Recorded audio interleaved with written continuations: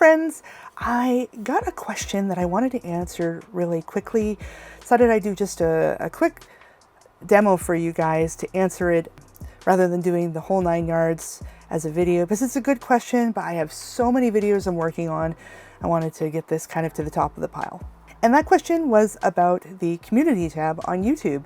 Basically what it's for, and if I had any thoughts on the best ways to use it, because as some viewers have pointed out, they think that I am very good at using the community tab, which is lovely. But I thought I would kind of give you a rough 80-20 so that you could get a lot of use out of it without it being too overwhelming.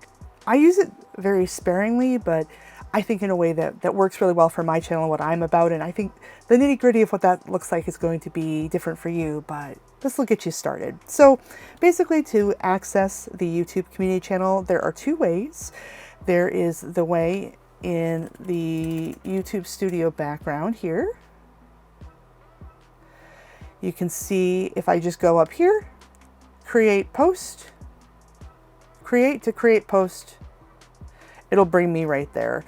But really, another quick way to get there is directly from your YouTube page. That's basically what it's doing on the back end. They're kind of directing you. So you go to your page on YouTube. This is my page. And then once you're on your page, you go to where it says community. And there you are. And then once you're here, you can write, any sort of update with text, or you can upload an image. You can do a poll either with text or with an image. I've seen a lot of people using that. I haven't gotten into that feature too much, but that's an option. Or you can do a quiz. You can even upload an existing YouTube video. So that's pretty cool. I've also noticed that if you, paste a link to another YouTube video, it'll pop up. This is very similar to other forms of social media. Something like Facebook, for example, is a really good example of it. It adds kind of a social media component to YouTube. And then what happens is these posts will occasionally get put into people's home pages, especially people who follow you. And there's some discoverability there, there's some engagement, and I've really enjoyed just using it. I'll show you what my last few posts are and talk about some things I've learned from it. So this is the one I just did. I just got monetized on this channel, very excited about that, and I wanted to thank you folks about that. So yeah, I did that, and here we go. As promised, I'll be doing a paid transparency analytics video once everything is fully rolled out. Actually really excited about doing that for you folks, and I wanted to make sure that people who hadn't been told about that had another shot to learn about that, because frankly, I find these videos really exciting, and I've been excited to do one myself.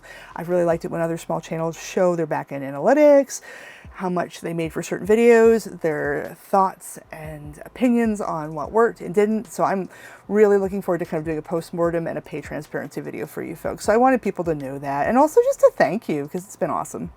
So you kind of scroll down. I've got a meme here. I was really feeling it. I actually saw this and I was really feeling impatient, and I saw this and it made me feel better. I was like, okay, I will share this with the viewers. Sometimes that's kind of what it is. Like, if I find this interesting or helpful in my content creator journey and it's not enough to constitute its own video, that's something where this can be helpful. And again, here's another one where I did information about when I got to step 2. That's the step where you 500 subs and 3K watch hours. So I did a thank you there, an intermediate one. Okay, and then these 2 here, I talk about the live stream. I was able to promote it and talk about some of the hiccups there. And here's something I wanted to show you guys. So this is me not doing community tab correctly, in my opinion. So this is that feeling when someone unsubs immediately when the new episode comes out. If this has ever happened to you, you are not alone. Love that sense of relief when someone else subscribes and you get back to 0. Well, this image is great for that.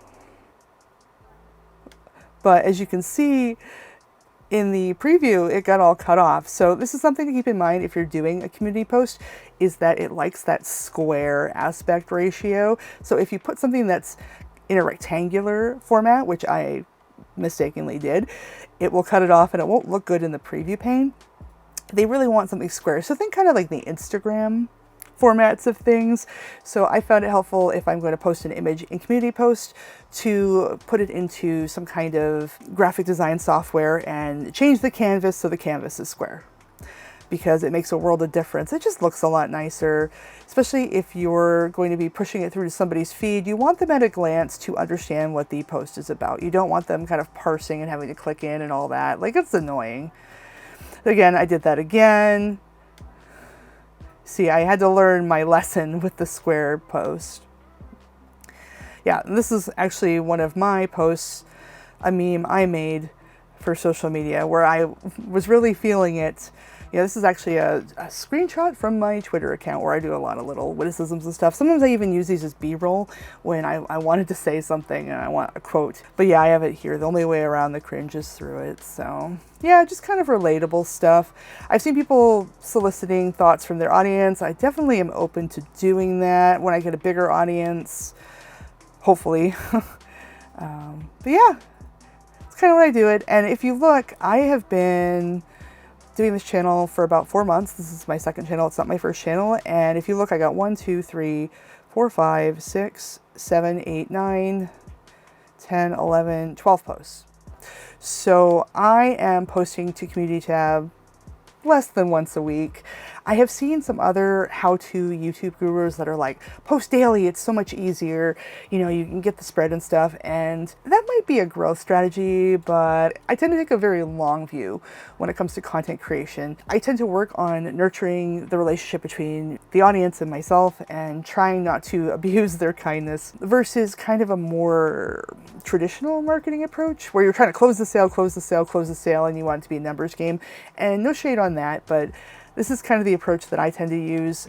It works really well. Long term, you get a slower spread of the actual numbers, the breadth of engagement, if you will, but the depth of engagement goes deeper if you focus more on a relationship marketing approach, a parasocial approach, versus something that's transactional and classic and close the sale, always be closing, Glenn Glary, Glenn Ross, that sort of thing. You know, the high pressure salesman. I am low pressure. I want people to be here because they want to be here.